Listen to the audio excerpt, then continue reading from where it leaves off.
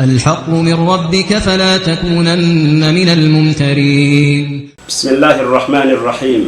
الحمد لله رب العالمين،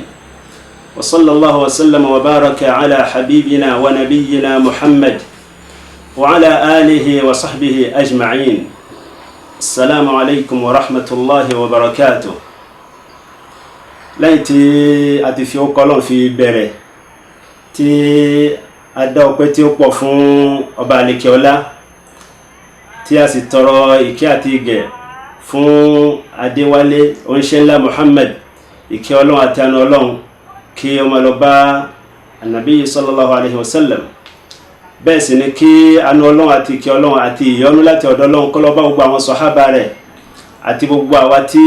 a bá fi ìjọsìn wa tí a fi tẹ̀lé Ànábì sallallahu alaihi wasallam títí lọ di ọjọ́ alkiyama. A kí àwọn ọmọ ìyá nínú ẹ̀sìn, a kí ara wa pé a kú àánú Ọlọ́run tí Ọlọ́run ní kí ó máa bẹ pẹ̀lú wa ní àsìkò tí a ń bẹ yìí nínú oṣù Ramadan.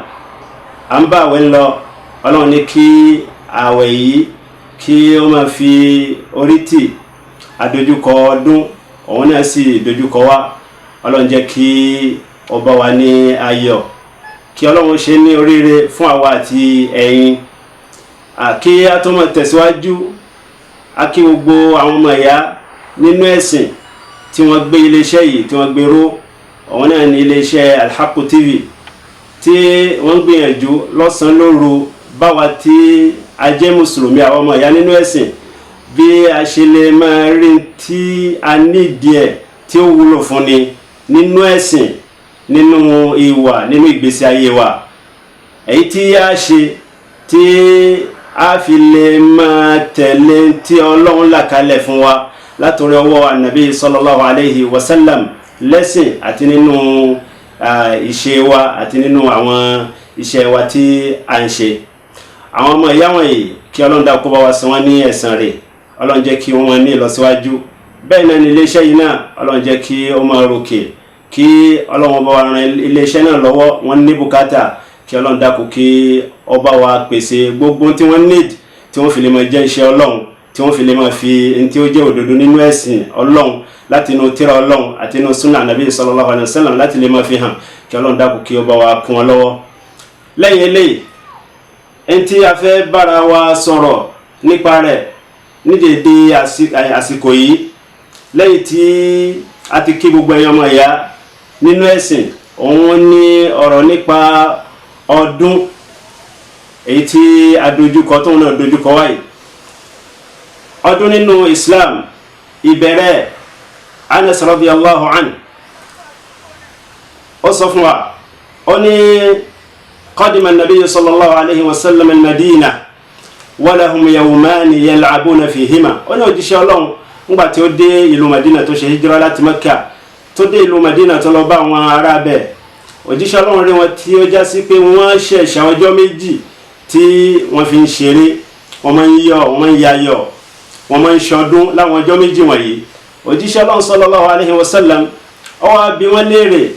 ó ní ma hadhani al-yawman, àwọn ọjọ́ méjì wo ni àwọn ọjọ́ tí mò ń rí tẹ́ ń ṣeré nínú èyí? Wọ́n ní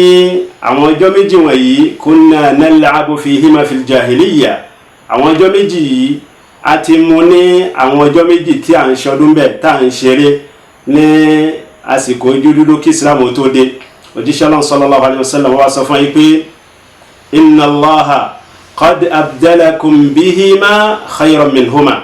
Ọlọ́run ti fi àwọn ọjọ́ méjì míì, ó ti fi pààrọ̀ ẹ̀ fún yín o. Àwọn ọjọ́ méjì tí Ọlọ́run fi pààrọ̀ àwọn ọjọ́ méjì tẹ́ ti ń lò tẹ́lẹ̀ tẹ́ fi ṣọdún, ó lóore o, òun ló lóore jùlọ. Òjíṣẹ́ Ọlọ́run ní yawmal adha wa yawmal fitr. Òun náà ni ọjọ́ ọdún iléyá, bẹ́ẹ̀ náà ni ọdún àwẹ̀. Ọdún ìtúnu àwẹ̀, òun ni àwa dojúkọ yìí, òun náà dojúkọ wà. Naam, bí ó ṣe já sí pé ọdún ó délẹ̀, ó wọnú òfin ẹ̀sìn tí àwa mùsùlùmí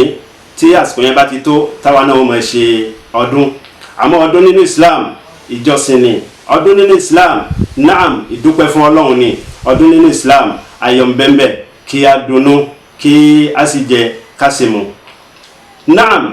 bẹ́ẹ̀ ni a dúpẹ́ fún Ọlọ́run lórí oore tí Ọlọ́run ṣe nítorí pé ọdún tá a pè ní ọdún àwẹ̀ à ń dá ọpẹ́ fún Ọlọ́run ni pé Ọlọ́run ó tì wá lẹ́yìn ó sì ní kí a rí oore ọ̀fẹ́ tá a rí ń bẹ̀ òun ni pé a rí àwẹ̀ Ramadan, oṣù Ramadan, a rí àwẹ̀ yẹn gbà a rí gbà tó pé ìdí nìyẹn ló jẹ́ pé nínú ta fi ń dúpẹ́ fún Ọlọ́run nínú oṣù yìí òun ni kí a máa gbé Ọlọ́run tóbi nígbà tí àsìkò yẹn bá ti dé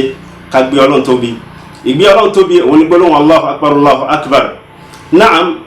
ìgbé Ọlọ́run tóbi á bẹ̀rẹ̀ nígbà tí oòrùn bá ti wọ̀ ní ọjọ́ kẹyìn nínú Ramadan. Tí oòrùn bá ti wọ̀ báyìí ó ti bẹ̀rẹ̀ ní a máa gbé Ọlọ́run tóbi ní ọjọ́ yìí. Ẹ̀yin mùsùlùmí ó máa ṣe bẹ́ẹ̀ títí dìgbà tí ó fi lọ sí yídì. Nígbà tí ó bá lọ sí yídì yóò máa ṣe bẹ́ẹ̀ náà títí dìgbà tí ìmáàmù ó fi dé láti lè kí irun. Tí wọ́n bá ti bẹ̀rẹ̀ irun Allahu Akbar ti inú Eidul Fitr ti ìyẹn ti ọdún ìṣínú àwẹ̀ ibi tí ó tán sí nìyẹn. Ọlọ́run sọ nínú Al-Qur'ani pé walitukmilul iddata walitukabbirullaha ala ma hadakum wa la'allakum tashkurun. Ajásí pé látara àyà yìí àmọ̀dájú pé ńgbà tí a bá ti parí oṣù Ramadan n tó kàn wọ́n ní kí a ṣe ọdún ká dá ọpẹ́ fún Ọlọ́run ká sì gbé Ọlọ́run tóbi. Allahu Akbar tá a ṣe yìí Allahu Akbar yìí a máa ṣe sókè ni wọn àwa tá a jẹ́ ọkùnrin bẹ́ẹ̀ ni a máa gbóhùn sókè àmọ́ àwọn tí wọ́n jẹ́ obìnrin wọ́n máa ṣe tiwọn pẹ̀lẹ́pẹ̀lẹ́ gẹ́gẹ́ bí alimam Malik àti alimam Al-Awza'i kí ìkẹ́ Ọlọ́run kó lọ bá wọn bí wọ́n ṣe gbà wá láti ọ̀dọ̀ Abdullah ibn Umar sahabi anabi sallallahu alayhi wa sallam pé wọ́n máa ń gbé ohùn sókè tí n bá ń ṣe Allahu Akbar a jẹ́ pé àwa náà ó ṣe lè láti fi kọ́ ṣe ìlànà tí wọ́n gbà láti ọ̀dọ̀ anabi sallallahu alayhi wa sallam torí pé Abdullah ọmọ Umar a máa tẹ̀lé sunna nabi ju sallallahu alayhi wa sallam a máa lójú kòkòrò a máa wá pé kí ni tó jẹ́ sunna nabi sallallahu alayhi wa sallam láti lè tẹ̀lé ẹ̀. Ìwà yìí wọ́n mọ̀ Abdullah ọmọ Umar òun ni a máa gbé ohùn sókè nígbà tí n bá ń ṣe Allahu Akbar. Àwa náà láǹfààní kí àwa náà máa gbóhùn sókè kódà gan kò burú tá a bá fi microphone tí a bá fi sọ tá à ń gbé sí òkè àmọ́ o èyí tí a fẹ́ pe ara wa sí àkíyèsí ẹ̀ láàyè yìí òun ni wípé kò sí nínú ìlànà nabi sallallahu alayhi wa sallam kò sí nínú ìlànà àwọn sahaba nabi sallallahu alayhi wa sallam peter bá fẹ́ ṣe àtẹ̀gbìrì yẹn Allahu Akbar yìí kí àjọmọ̀ wa ṣe níjàmá lóhùn kan náà kò sí nínú ìlànà nabi bẹ́ẹ̀ o kò sí nínú ìlànà àwọn sahaba nabi sallallahu alayhi wa sallam bẹ́ẹ̀ nínú tí ń tọ́ka sílẹ̀ òun ni wípé Allahu Akbar tí àwọn sahaba tí wọ́n máa ń ṣe ó yàtọ̀ síra wọn kì í ṣe Allahu Akbar kan náà bákan náà kọ́ ni wọ́n ṣe ń ṣe ó yàtọ̀ síra wọn. Abdullah ibn Abbas radiyallahu anhuma òun tiẹ̀ bóun ṣe máa ń ṣe tiẹ̀ ni pé òun máa ń sọ pé Allahu Akbar Allahu Akbar Allahu Akbar walillahi alhamd Allahu Akbar ala ma hadana bóun ṣe máa ń ṣe tiẹ̀ nìyẹn. Bẹ́ẹ̀ ni tá a bá tún wo sọ̀hábì Ànábì tá ń pè ní Salman al-Farisi òun náà tún ní bóun náà ṣe ń ṣe tiẹ̀ wọ́n á máa sọ pé Allahu Akbar Allahu Akbar Allahu Akbar Allahu Akbar kabira. Èyí tí ó wá gbajúmọ̀ tó hàn jù òun ni ti Abdullah ibn Mas'ud kí ìyọ́nú Ọlọ́run kí ọlọ́ba gbogbo wọn. Báwo ló ń ti ṣe tiẹ̀ òun ni wọ́n sọ pé Allahu Akbar la ilaha illallah wallahu akbar walillahi alhamd. Ó sì wà nínú ẹgbàá wa mi pé wọ́n máa ń ṣe ní tìbẹ̀rẹ̀ Allahu Akbar náà ń bẹ̀rẹ̀ wọ́n máa ń ṣe ní mẹ́ta tí yẹn sọ pé Allahu Akbar àmọ́ gbogbo eléyìí kò sí tí èèyàn lè ṣe ń bẹ̀ yẹn walhamdulillah. Ìyàtọ̀ Allahu Akbar àwọn sọ̀hábà wọ̀nyí pé kálukú náà ń ṣe Allahu Akbar tó yàtọ̀ sí ti ẹlòmíì ìyẹn náà ń tọ́ka sí wípé wọ́n ṣe ní ohun kan náà ní àpapọ̀ kò sí láìfi níbi kí ẹnìkan ṣe nítorí àti fi rán àwọn èèyàn létí kí wọ́n lè máa ṣe kò sí láìfi ń bẹ̀ yẹn àmọ́ ìmọ̀ ṣe ní àpapọ̀ yẹn ìyẹn ní òsì ní ìlànà nàbí sallallahu alayhi wa sallam. Tí ó bá wá di ọjọ́ ọdún gangan kí làwọn sunna nàbí sallallahu alayhi wa sallam kí làwọn ìgbésẹ̀ tí ó wà kí làwọn nǹkan tó já sí pé ẹ̀kọ́ ni tó dìrọ̀ mọ́ ọdún yìí tí a gbọ́dọ̀ rí ní ọ̀dọ̀ mùsùlùmí àbí tí mùsùlùmí tí ó ṣe. Alákọ̀ọ́kọ́ ni wípé inú sunna òun ni kí awẹ̀ ńgbà tí a bá fẹ́ lọ sí ọdún ńgbà tó já sí pé òun náà ni sunna ńgbà tí a bá fẹ́ lọ sí jimá tá a fẹ́ lọ kírun jimá bẹ́ẹ̀ náà ni tí a bá fẹ́ lọ ṣe ọdún a bá fẹ́ lọ sí yídì láti lọ kírun ọdún kí a gbìyànjú láti lè ní àti lè wẹ̀ bẹ́ẹ̀ náà sì ni káwọ̀ èyí tí ó dáa nínú aṣọ kẹ́yìn ó ṣèṣà èyí tó bá dáa jù nínú aṣọ ẹ̀. Ànábì sallallahu alayhi wa sallam bẹ́ẹ̀ lànàbì máa ń ṣe ànábì ní aṣọ tí máa ń wọ̀ fún ọdún èyí náà ni fún àwọn ọdún méjèèjì, ìyẹn ọdún léyà àti ọdún àwẹ̀. Òun kan náà ni Ànábì sallallahu alaihi wasallam máa ń wọ̀ fún àti lọ sí jímà. Ajá sí pé kí àwa náà lójú kòkòrò pé aṣọ tí a bá wọ̀ aṣọ tí ó dára jù nínú aṣọ wa tí à ń lò ní. Kí ẹ̀yin ó sì lo parfum, kẹ́yin lo láfíńdà gẹ́gẹ́ bí ó ṣe wá látọ̀dọ̀ Ànábì sallallahu alaihi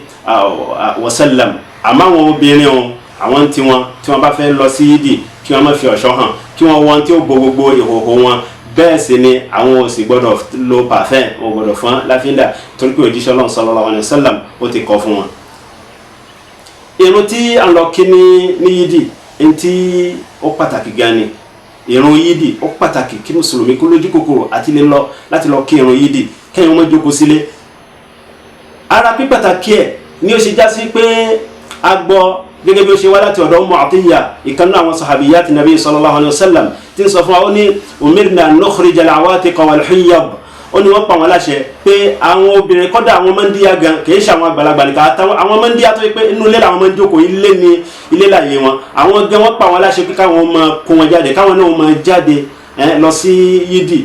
tí àwọn yẹn bá ń lọ kírun yídì. Wal-hiyyab, kọ́dà gan àwọn obìnrin tí wọ́n bá ń bẹ nínú nǹkan, àwọn náà láǹfààní káwọn náà jáde, káwọn náà lọ sí yídì. Ẹnu wípé tí wọ́n bá dé yídì o, àwọn tí wọ́n wà nínú nǹkan wọn yẹn, àwọn ò ní súnmọ́ àyè ibi tí wọ́n ti fẹ́ kírun, wọ́n rọra wà ní ẹgbẹ́ kan. Òjíṣẹ́ Ọlọ́run sallallahu alaihi wasallam ó wá sọ fún wa, ó ní yashhadna al-khayra wa da'wata al-muslimin. Káwọn náà lọ gán ní oore yẹn, oore ọdún torí pé oore ni, wa da'wata al-muslimin, àti àwọn àdúrà tí ó jẹ́ àdúrà olówó iyebíye, àdúrà tí ó pàtàkì gan,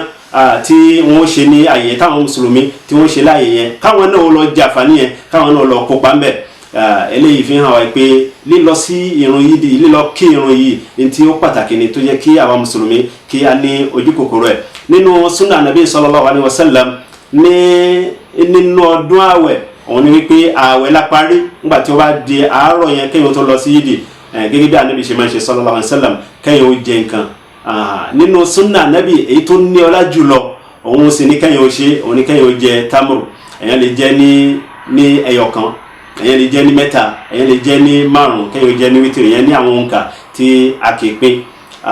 Bẹ́ẹ̀ ni òjíṣẹ́ Ọlọ́run sallallahu alaihi wasallam, bẹ́ẹ̀ ni òjíṣẹ́ Ọlọ́run máa ń ṣe, gẹ́gẹ́ bí Anas radiyallahu anhu, àti àgbàlagbà àti ọmọdé àti ọkùnrin àti obìnrin, gbogbo wa náà ni a jáde. N tá sì ṣe nìyí nígbà tí a bá fẹ́ jáde. Ṣé ẹ sì mọ̀ pé nínú ọdún iléyá ń tiẹ̀ ọ̀rọ̀ yàtọ̀? Bẹ́ẹ̀ ni ó yàtọ̀. Tí ó bá dínú iléyá, èyí tí ó jẹ́ sunnah Nabi sallallahu alaihi wasallam ni wípé nígbà tí ẹni tí ó bá pa iléyá o, tó bá lẹ́ran tí ó fi pa iléyá, nígbà tó bá tó dé yẹn, tí ó bá padà láti yídì, ìgbà yẹn ni kí ó jẹ nínú ẹran iléyá ẹ̀.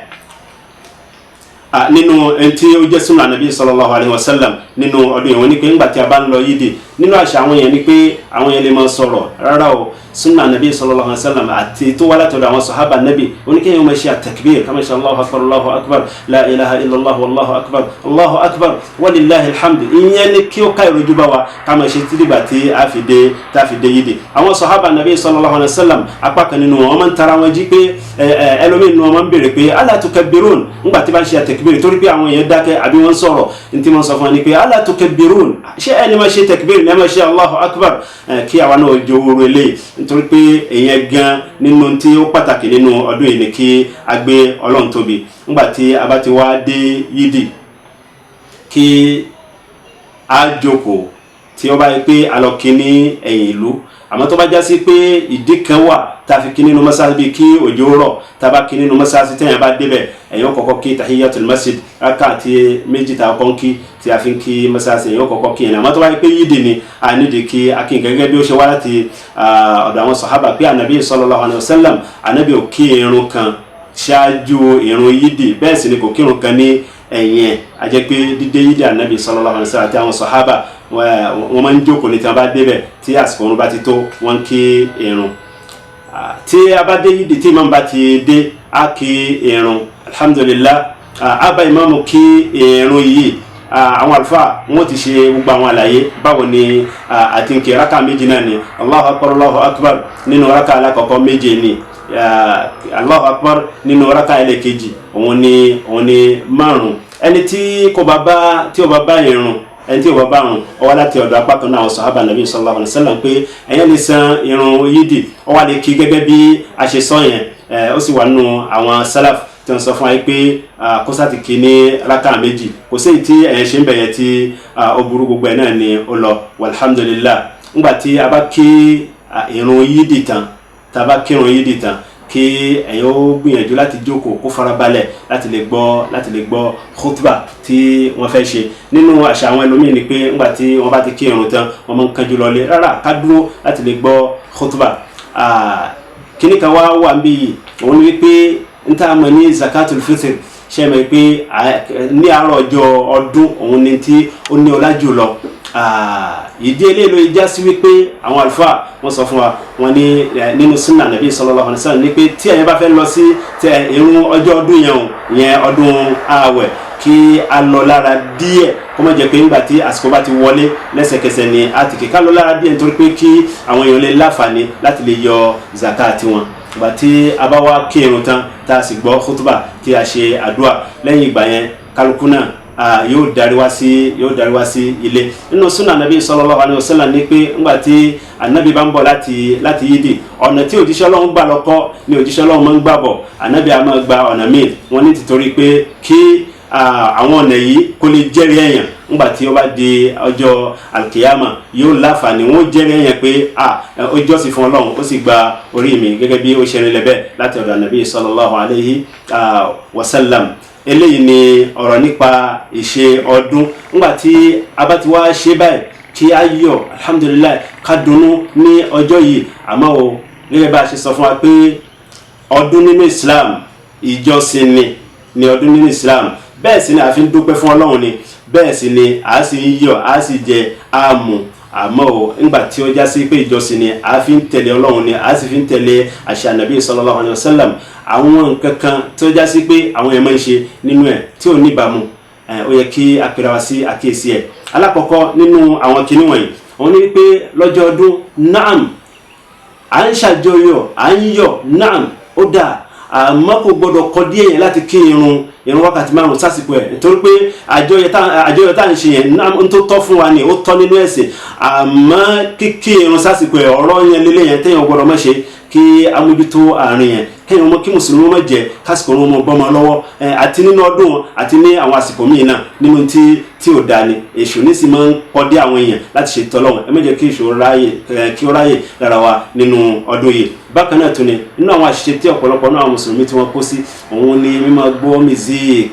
mímọ lo music mímọ fún fèrè mímọ jó àwọn ọkùnrin àtàwọn obìnrin wọn rò pọ̀ mọ́ra wọn rárá à ń fi ọdún àfi ń tẹ̀lé Ọlọ́run ni àfi ń jọ́sìn fún Ọlọ́run ni kò wá yẹ ká wá fi ti Ọlọ́run ṣe léèwọ̀ ká tó wá rò pọ̀ mọ́ tí ń jẹ́ ọdún tá a fi ń jọ́sìn fún Ọlọ́run èèwọ̀ ní gbogbo irú àwọn eléyìí. àwọn ẹlòmíì gan tí wọn ò bẹ̀rù Ọlọ́run tí ó já sí pé kò sẹ́ni tí ó mọ̀ pé èèwọ̀ ní ká mutí kò sẹ́ni tí ó mọ̀ yẹn gbogbo àná láti mọ̀ tó ń ti bẹ́ẹ̀ náà ọdún lòun tó ń ṣe òun tó ń jọ́sìn fún Ọlọ́run ni pẹ̀lú ọdún yẹn ó tó wá lọ tẹgbà ọtí ẹlòmíì yóò kó àwọn èèyàn ó lè lọ gba bifẹ́tì kan torí pé òun ń ṣọdún gbogbo eléyẹn á kì í fi tí Ọlọ́run ṣe léèwọ̀ tí ń jẹ́ ìyapa òfin Ọlọ́run àìfi ṣe ọdún ẹ jẹ́ kí á jìnà sí i. bákan náà tún ni nínú àwọn àṣà tí ò dáa tó yí pé àdánwò ni fún apá kan náà àwọn mùsùlùmí òun ni ìwà àbàjẹ́ nínú ọdún káwá sọ ọdún di ọdún ìṣekúṣe pàdé mi ní kinní kan gbé lọ hòtẹ́ẹ̀lì kankan gbogbo àwọn nǹkan bẹ́ẹ̀ kí ṣe tó bá mu ni èèwọ̀ ni kí mùsùlùmí ó ṣe èèwọ̀ ní gbogbo àwọn àsìkò tó kù èèwọ̀ tún ni kó parí iṣẹ́ rẹ̀ gbogbo wàhálà tó ṣe nínú Ramadan kó wá já sí pé tó fi wá parí ẹ̀ nìyẹn wàláhì àtúbọ̀tán tí ò dáa ni kẹ́yìn ó fi irú nǹkan bẹ́ẹ̀ gbogbo tọ́lọ́run ṣe léèwọ̀ kẹ́yìn ó fi parí ẹ̀ àtúbọ̀tán tí ò dáa nítorí pé nínú àwọn àmì tá a fi mọ̀ ìkí Ọlọ́run gbaṣẹ́ ni òun ni kí ẹ̀yin ó fi dáadáa kó fi parí iṣẹ́ rẹ̀ kí Ọlọ́run dákun kí ó jẹ́ kí àwa àti ẹ̀yin kí a ṣe púpọ̀ rẹ̀ ní òkè yẹ̀pẹ̀ ká sì ṣe kí ó bá ìlànà Ọlọ́run àti ìlànà Nàbí sallallahu alaihi wasallam kí ó bá mu Ọlọ́run ṣe wá ní olórí láyé àti ní alkiyama Ọlọ́run ṣe àwa àti ẹ̀yin ní ọmọ aljanna wallahu ta'ala a'lam wa sallallahu wa sallam ala nabiyyina Muhammad wa ala alihi wa sahbihi ajma'in. الحق من ربك فلا تكونن من الممترين